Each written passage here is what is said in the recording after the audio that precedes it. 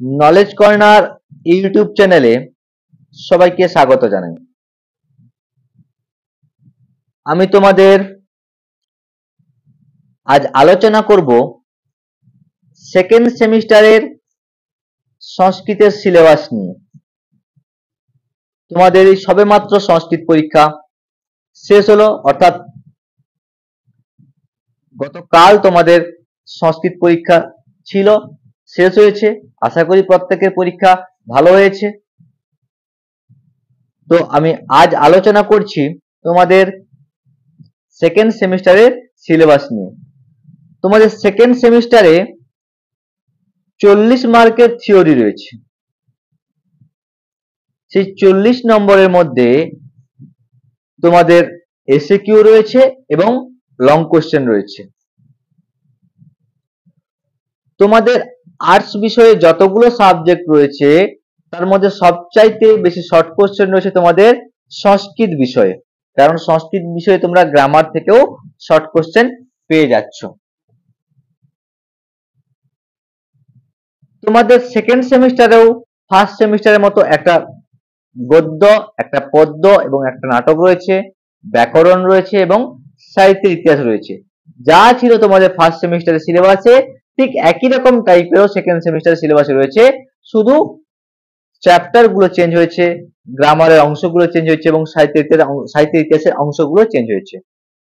তো আমি আলোচনা করছি তোমাদের সেকেন্ড সেমিস্টারের সিলেবাস। আমি আলোচনা পূর্বে বলে রাখি, তোমাদের সেকেন্ড সেমিস্টারের পরীক্ষা হবে উচ্চ মাধ্যমিক পরীক্ষার সঙ্গে, অর্থাৎ মার্চ মাসে। এবং এই সেমিস্টারের টোটাল আলোচনা আমি তোমাদের টেক্সট ধরে ধরে এবং সম্পূর্ণ আলোচনা তোমাদের করে দেব, লং কোশ্চেনের উত্তর সহ, সাজেস্টিভ লং কোশ্চেন যে সেগুলো উত্তর সহ তোমাদের আমি আলোচনা করে দেব।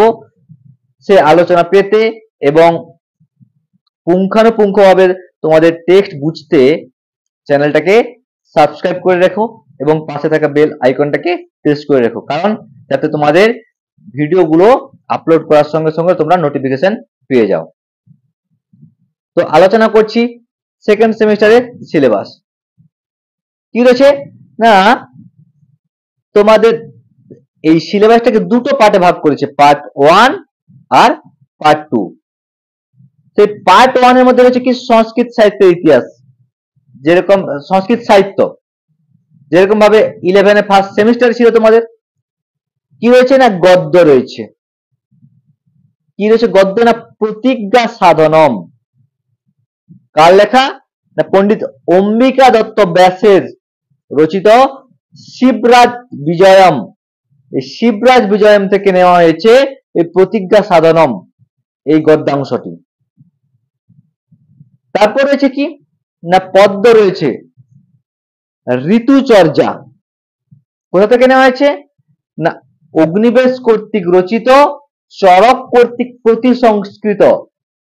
অর্থাৎ মহর্ষি অগ্নিবেশ যে রচনা করেছিল চরক সংহিতা, আর সেই চরক সংহিতাকে প্রতিসংস্কৃত করেছিল কে না, সংস্করণ করেছিল কে না, চরক। তাই তার নাম অনুসারে চরক সংহিতা নাম হয়েছে। সেই চরক সংহিতা থেকে নেওয়া হয়েছে কি ঋতুচর্যা। অর্থাৎ আমরা জানি 6টি ঋতু, গ্রীষ্ম, বর্ষা, শরৎ, হেমন্ত, শীত, বসন্ত। এই 6টি ঋতুতে আমাদের পালন মানে কি কি আহার করতে হবে, কি কি আহার করা উচিত নয়, কেমন ভাবে আমাদের থাকতে হবে, অর্থাৎ আমাদের স্বাস্থ্য সম্বন্ধীয় যে বিধিনিষেধ, অর্থাৎ সেই ঋতুচর্যার মাধ্যমে তুলে ধরা হয়েছে। অর্থাৎ 6টি ঋতুতে আমাদের স্বাস্থ্য সম্পর্ক যে বিধিনিষেধ তা তুলে ধরা হয়েছে এই ঋতুচর্যার মাধ্যমে। তারপর যে দৃশ্যকাব্য বা নাটকটি রয়েছে কি না, দানবীর কর্ণ। তোমরা মহাভারত যে মহাকাব্যের নাম প্রত্যেকে শুনেছ, আমি 11 তোমাদের উপমন্যু কথা আলোচনার সময় বলেছিলাম। সেই মহাভারতের এক অন্যতম চরিত্র ছিল কি কর্ণ। সেই কর্ণ কে ছিল না, কর্ণ ছিল পঞ্চপাণ্ডবের জ্যেষ্ঠ ভ্রাতা। কিরকম ভাবে না, আমরা জানি পাণ্ডুর দুজন স্ত্রী ছিল, কুন্তী আর মাদ্রী। সেই কুন্তীর বিবাহের পূর্বের সন্তান ছিল কর্ণ। অর্থাৎ কুন্তীকে মহর্ষি দুর্বাসা এক বরদান দিয়েছিল যে কুন্তী যে দেবতার অংশ থেকে পুত্র লাভ করতে চাইবে সেই দেবতার অংশ থেকে পুত্র হবে, এবং সেই বরদানটা সত্য কিনা যাচাই করার জন্য বিবাহের পূর্বে কুন্তী সূর্য দেবতার অংশ থেকে পুত্র লাভ করতে চায়, আর তার পুত্র হয়, আর সেই পুত্রের নাম ছিল কি না কর্ণ। তাই বলা হয় সূর্য পুত্র কর্ণ। সেই কর্ণকে কুন্তী বিবাহের পূর্বে যখন পুত্র লাভ হলো, তাই কর্ণকে কি করলো কুন্তী জলে ত্যাগ করে দিল, অর্থাৎ জলে একটা এক করে ভাসিয়ে দিল। আর সেই কর্ণকে রক্ষা করলো কে তার পিতা সূর্য। কেমন ভাবে না কবচ আর কুণ্ডল দান করে। এই দানবীর কর্ণ, আর সেই কর্ণকে দানবীর বলেছে কারণ কর্ণ হচ্ছে দাতা কর্ণ অনেকে বলা হয়, কারণ কর্ণ সবসময় দান করত। আর এখানে সেই কর্ণকে পিতার দেওয়া কবচ কুণ্ডল হরণ করে নিয়ে যাওয়ার জন্য ছদ্মবেশ ধারণ করে এসেছিল ইন্দ্র। সেই ইন্দ্রের কবচ কুণ্ডল নেওয়া ঘটনায় এই নাটকটিতে তুলে ধরা হয়েছে, অর্থাৎ ইন্দ্র কিভাবে কর্ণের কাছ থেকে তার কবচ কুণ্ডল দান হিসেবে গ্রহণ করলো সেটাই তুলে ধরা হয়েছে এই দানবীর কর্ণ নাট্যাংশটিতে। কার লেখা না মহর্ষি বা মহাকবি, মহর্ষি বলছি, মহাকবি ভাসের লেখা। অর্থাৎ মহাকবি ভাস 13 খানি নাটক রচনা করেছিল, তার মধ্যে সেই কর্ণভারম নাটক থেকে নেওয়া হয়েছে কি না দানবীর কর্ণ এই দৃশ্যকাব্য অংশটি। তাহলে তোমাদের সংস্কৃত সাহিত্যে 3টে অংশ পড়তে হবে কি পদ্য প্রতিজ্ঞা, বলছে কি গদ্য প্রতিজ্ঞা সাধনম, পদ্য ঋতুচর্যা, আর দৃশ্যকাব্য দানবীর কর্ণ। এখান থেকে কেমন কোশ্চেন আসবে বা প্রশ্ন আসবে না, এখান থেকে প্রশ্ন আসবে এসে কিউ আসবে 6 মার্ক, পড়বে কটা না 3টে এসে কিউ পড়বে, আর লিখতে হবে আমাদের 2টো। বলছে সংক্ষিপ্ত উত্তরের প্রশ্ন বলছে 4টি, 2 নম্বরের প্রশ্নের মধ্যে তো 4টি পড়বে, 4টি পড়বে, 3টি টেক্সট থেকে 4টি পড়বে, আর লিখতে হবে আমাদের কটা না 3টা, কিন্তু লিখতে হবে কেমন না সংস্কৃতে উত্তর করতে হবে, অর্থাৎ সংস্কৃত ভাষায় উত্তর লিখতে হবে। তোমরা 7-8 যে সংস্কৃত ভাষায় উত্তর লিখেছ সেই সংস্কৃত ভাষায় উত্তর লিখতে হবে। এক্ষেত্রে বললে কি তোমাদের উল্লেখ করে নেই যে দেবনাগরী হরফে লিখতে হবে, অর্থাৎ তোমরা বাংলা হরফে কিন্তু সংস্কৃত উচ্চারণে লিখলেই হবে, তোমাদের নির্দিষ্ট করে দেওয়া নেই যে দেবনাগরী হরফে লিখতে হবে, এখানে বাংলা হরফে সংস্কৃত উচ্চারণে লিখলেই হবে। অর্থাৎ এই 3টে টেক্সট থেকে গদ্য পদ্য নাটক থেকে 4টা প্রশ্ন আসবে শর্ট কোশ্চেন এসে কিউ, এই 4টার থেকে মধ্যে থেকে তোমাদের 3টা লিখতে হবে, আর 3টে কত মার্ক করে 2 মার্ক করে, 3 দুগুণে 6 মার্ক।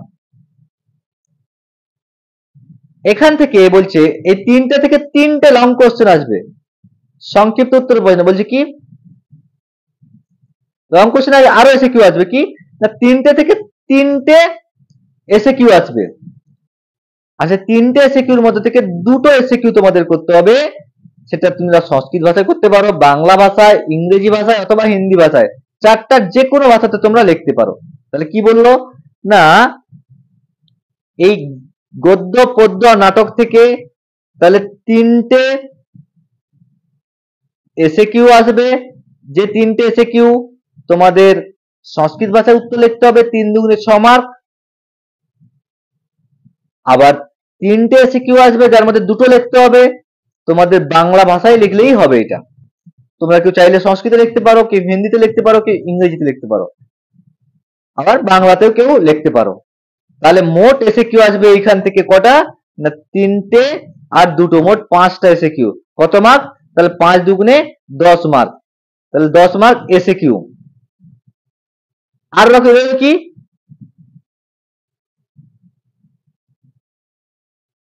না ডিএ কিউ, মানে ডি কিউ বলছে কি ডেসক্রিপটিভ কোশ্চেন, মানে লং কোশ্চেন আসবে। বলছে 3টি 5 নম্বরের প্রশ্নের মধ্যে 2টি লিখতে হবে, অর্থাৎ 3টে থেকে 3টে লং কোশ্চেন আসবে, সেখান থেকে তোমাদের 2টো লিখতে হবে। এক্ষেত্রেও তোমরা সংস্কৃত ভাষায় লিখতে পারো, বাংলা ভাষায়, ইংরেজি ভাষায় বা হিন্দিতে লিখতে পারো। এক্ষেত্রেও তোমরা যে কোনো 4টা ভাষার মধ্যে যে কোনো একটা ভাষায় তোমরা লিখতে পারো। তাহলে তোমাদের প্রথম যে পার্ট 1 রয়েছে, পার্ট 1 এর মধ্যে থেকে তাহলে কি রইলো না পার্ট 1 এর মধ্যে রয়েছে তোমাদের গদ্য একটা, পদ্য একটা, আর দৃশ্যকাব্য বা নাটক একটা। এই গদ্য পদ্য আর নাটক থেকে কি না 3টে এসে কিউ আসবে কত মার্কের না 2 মার্কের, 3 দুগুণে 6 মার্ক। এই 3 দুগুণে 6 মার্ক তোমাদের লিখতে হবে কোন ভাষায়? না সংস্কৃত ভাষায় লিখতে হবে। তারপর বলছে কি এই তিনটে থেকে আবার 3টে শর্ট কোশ্চেন আসবে, তার মধ্যে লিখতে হবে তোমাদের কটা? না 2টো। সেই 2টো কমার্ক করে 2 মার্ক করে, 2 দুগুণে 4 মার্ক। কোন ভাষায় লিখতে হবে? না বাংলা ভাষায় লিখলেই তোমরা হবে এটা। তাহলে মোট এসিকিউ কত মার্ক? না 10 মার্ক। তারপরে এই 3টে থেকে লং কোশ্চেন আসবে কটা? না 3টে থেকে 3টে লং কোশ্চেন আসবে, তোমাদের লিখতে হবে কটা? না লিখতে হবে 2টো। ক মার্ক করে? না 5 মার্ক করে। 5 গুণিতক 2 সমান 10 মার্ক। অর্থাৎ তোমাদের টেক্সট থেকে মোট নম্বর 20 নম্বর, অর্থাৎ পার্ট এ থেকে 20 নম্বর। পার্ট বি থেকে কত নম্বর? না পার্ট বি থেকে বা পার্ট 2 থেকে কত নম্বর? না 20 নম্বর। পার্ট 2 এর মধ্যে কি রয়েছে? না ব্যাকরণ রয়েছে, সংস্কৃত ব্যাকরণ ও সংস্কৃত সাহিত্যের ইতিহাস। সংস্কৃত ব্যাকরণের মধ্যে কি রয়েছে? না সন্ধি। সন্ধির মধ্যে কি রয়েছে? স্বরসন্ধি। স্বরসন্ধি তোমরা ফার্স্ট সেমিস্টারে 3টে পড়েছো, সবর্ণ দীর্ঘ, গুণ সন্ধি আর বৃদ্ধি সন্ধি।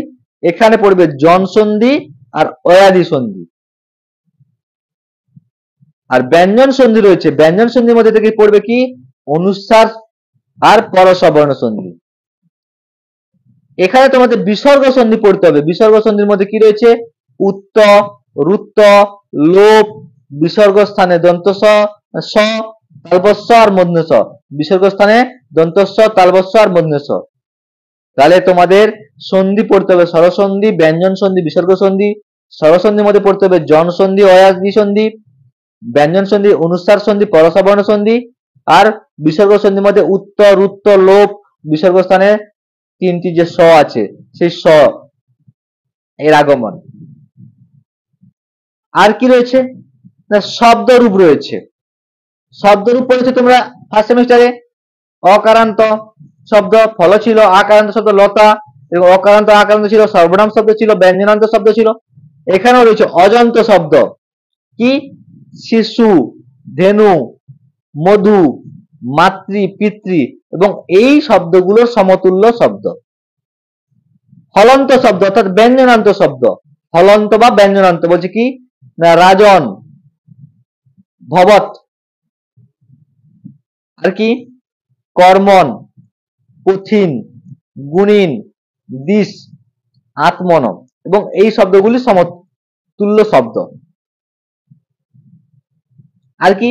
না সংখ্যাবাচক শব্দ। সংখ্যাবাচক শব্দ কি রয়েছে? না ত্রি এবং চতু।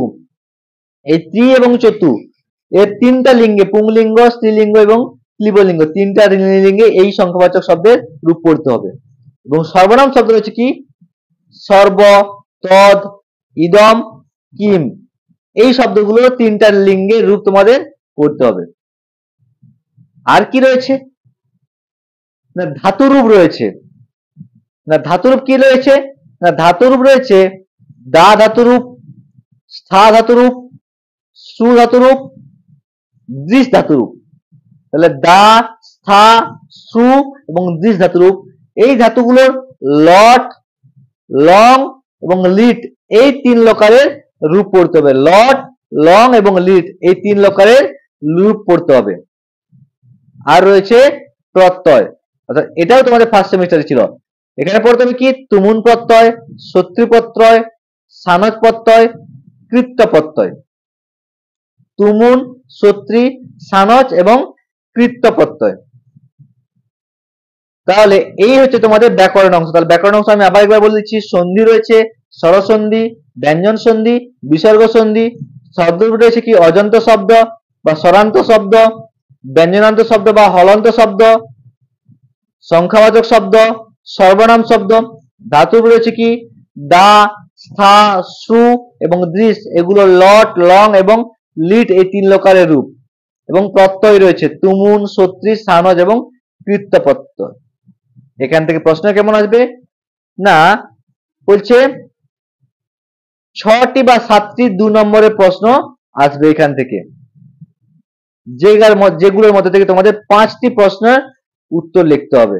নির্দেশ অনুসারে উত্তর, অর্থাৎ প্রশ্ন কি করতে হবে সেটা প্রশ্ন নির্দেশ দেওয়া থাকবে, সেই নির্দেশ অনুযায়ী তোমাদের উত্তর লিখতে হবে।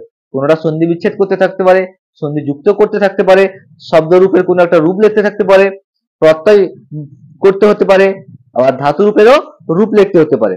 অর্থাৎ তোমাদের প্রশ্নের নির্দেশ দেওয়া থাকবে তোমাদের কি করতে হবে, সেই অনুযায়ী তোমাদের পরীক্ষায় লিখতে হবে।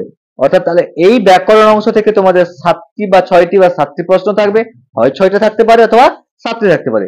6টি বা 7টি প্রশ্ন থাকবে, যেগুলোর মধ্যে থেকে তোমাদের 5টি প্রশ্নের উত্তর দিতে হবে। অর্থাৎ 2 গুণিতক 5 সমান 10। অর্থাৎ ব্যাকরণ অংশ থেকে তোমাদের 10 মার্ক আসবে। বাকি হইল কি না সাহিত্যের ইতিহাস। সাহিত্যের ইতিহাস কি রয়েছে না সাহিত্যের ইতিহাস থেকে রয়েছে তোমাদের 10 মার্ক। সাহিত্য ইতিহাসের মধ্যে রয়েছে কি না বৈদিক সাহিত্য। অর্থাৎ বৈদিক সাহিত্য আমরা ফার্স্ট সেমিস্টারে পড়েছিলাম ঋগ্বেদ এবং সামবেদ। এখানে বাকি রয়েছে কি না যজুর্বেদ, অথর্ববেদ ও বেদাঙ্গ। অর্থাৎ বেদাঙ্গ যে 6টি শিক্ষা, কল্প, নিরুক্ত, ব্যাকরণ, ছন্দ, জ্যোতিষ, এই 6টি বেদাঙ্গ, যজুর্বেদ এবং অথর্ববেদ সম্পর্কে আমাদের জানতে হবে, অর্থাৎ সংক্ষিপ্ত পরিচয় জানতে হবে। আর কি রয়েছে না এখানে রয়েছে বৈয়াসিক মহাভারত। অর্থাৎ বেদব্যাস রচিত যে মহাভারত, সে বৈয়াসিক মহাভারতের রচয়িতা আর বিষয়বস্তু সংক্ষিপ্ত পরিচয়। আর রয়েছে কি সংস্কৃত সাহিত্যে যে গীতিকাব্য রয়েছে, সেই দুটি গীতিকাব্য রয়েছে গীত গোবিন্দ এবং মেঘদূত। সেই গীত গোবিন্দ এবং মেঘদূতের রচয়িতা ও বিষয়বস্তুর সংক্ষিপ্ত পরিচয় তোমাদের আলোচনা করতে হবে। এই রয়েছে তোমাদের সাহিত্যের ইতিহাসে কি কি রয়েছে। তাহলে সাহিত্য ইতিহাসে রয়েছে তাহলে কি বেদ রয়েছে, যজুর্বেদ, অথর্ববেদ ও বেদাঙ্গ। মহাভারত রয়েছে বেদব্যাস রচিত মহাভারত, বৈয়াসিক মহাভারত। এবং গীতিকাব্য রয়েছে গীত গোবিন্দ এবং মেঘদূত। গীত গোবিন্দ কার লেখা না জয়দেবের লেখা, আর মেঘদূত কার লেখা না মেঘদূত হচ্ছে কালিদাসের লেখা। এই দুটি গীতিকাব্যের রচয়িতা ও বিষয়বস্তুর সংক্ষিপ্ত পরিচয় তোমাদের করতে হবে। এই সাহিত্য ইতিহাস থেকে রয়েছে 10 নম্বর, তার মধ্যে 6 নম্বর রয়েছে এসএকিউ এবং 4 নম্বর রয়েছে কি লং কোশ্চেন। অর্থাৎ এই সাহিত্য ইতিহাসের মধ্যে থেকে তোমাদের 4টি 2 নম্বরের প্রশ্ন মধ্যে যে কোনো 3টি, অর্থাৎ 4টি থাকবে 2 নম্বরের প্রশ্ন, 4টার মধ্যে থেকে যে কোনো 3টির তোমাদের সংস্কৃত, বাংলা বা ইংরেজি বা হিন্দি, এই 4টা ভাষায় যে কোনো একটা ভাষায় লিখতে হবে। অর্থাৎ তোমাদের 2 নম্বরের প্রশ্ন পড়বে কটা, 4টা লিখতে হবে তোমাদের কটা, 3টা। অর্থাৎ 3 গুণিতক 2 সমান কত 6 নম্বরের এসএকিউ তোমাদের লিখতে হবে।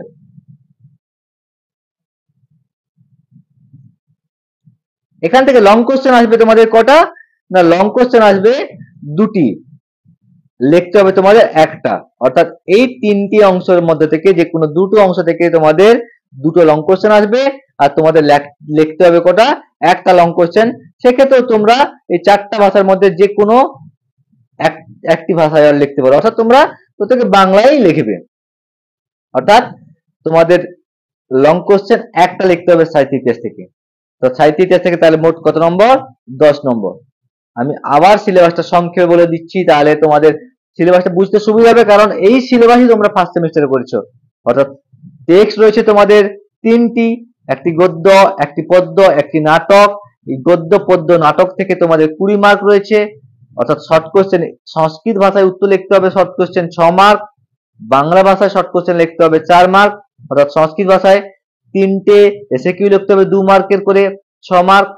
বাংলা ভাষায় লিখতে হবে 2টো এসএকিউ 2 মার্কের 4 মার্ক, 6 4 10 মার্ক। এবং 2টো লং কোশ্চেন লিখতে হবে তোমাদের 5 মার্ক 5 মার্ক 10 মার্ক। তাহলে এই হলো তোমাদের টেক্সট থেকে 20 মার্ক। ব্যাকরণ অংশ রয়েছে তোমাদের 10 মার্ক। অর্থাৎ ব্যাকরণ অংশে কি কি রয়েছে না ব্যাকরণ অংশে রয়েছে সন্ধি, শব্দরূপ, ধাতুরূপ এবং প্রত্যয়। এগুলোর মধ্যে থেকে তোমাদের 6টি বা 7টা কোশ্চেন আসবে, তার মধ্যে তোমাদের থেকে লিখতে হবে 5টা এবং তার নির্দেশ দেওয়া থাকবে তোমাদের কি করতে হবে কোনটা থেকে। সেই 5টা প্রশ্ন প্রত্যেকটা 2 নম্বর করে 10 মার্ক। তারপর রয়েছে কি না সাহিত্যের ইতিহাস। সাহিত্যের ইতিহাস থেকে তোমাদের রয়েছে কি না যজুর্বেদ, অথর্ববেদ এবং বেদাঙ্গ, মহাভারত এবং গীতিকাব্য, মেঘদূত এবং গীত গোবিন্দ। এই সাহিত্য ইতিহাস থেকে তোমাদের এসএকিউ আসবে 3টে 2 মার্কের, 3 দুগুণে 6 মার্ক। বাংলা ভাষায় লিখতে হবে এবং লং কোশ্চেন আসবে 2টো, একটা লিখতে হবে 4 মার্কের। এই নিয়ে মোট 10 মার্ক। অর্থাৎ তোমাদের নাম্বার বিভাজনটা হলো তাহলে কিরকম হবে না, টেক্সট 20, গ্রামার 10 এবং সাহিত্য ইতিহাস 10, এই নিয়ে মোট হলো 40 এবং স্কুলে প্রজেক্ট রয়েছে 20। অর্থাৎ তোমাদের ফার্স্ট সেমিস্টারে 40, সেকেন্ড সেমিস্টারে 40 থিওরি এবং 20 প্রজেক্ট, এই নিয়ে তোমাদের মোট 100 মার্ক। প্রত্যেকে আশা করি প্রত্যেকেই সিলেবাসটা বুঝতে পেরেছো। সেকেন্ড সেমিস্টারের সিলেবাস বুঝতে পেরে থাকলে লাইক, কমেন্ট এবং শেয়ার করে দিও। চ্যানেলে নতুন হলে সাবস্ক্রাইব করে দিও, চ্যানেলটাকে ফলো রাখো। পরবর্তী দিন তোমাদের আমি টেক্সট শুরু করছি যে পদ্যাংশটি রয়েছে অর্থাৎ ঋতুচর্যা। আমি কেন পদ্যাংশটি শুরু করছি, কারণ তোমাদের যে প্রতিজ্ঞা সাধনম যে টেক্সটটা রয়েছে সেই টেক্সটে কিছু পরিবর্তন করা হয়েছে, সেই পরিবর্তনটা এখনো পর্ষদ প্রকাশ করেনি, তাই টেক্সটটা আমি একটু দেরি করে শুরু করছি অর্থাৎ গদ্যাংশটি। তাই আমি তোমাদের যে পদ্যাংশটি রয়েছে ঋতুচর্যা, সেই ঋতুচর্যা পদ্যাংশটি নিয়ে আমি আলোচনা করব, অর্থাৎ সেই ঋতুচর্যা পদ্যাংশের সংক্ষিপ্ত বিষয়বস্তু সহ কবি পরিচয় আলোচনা করব।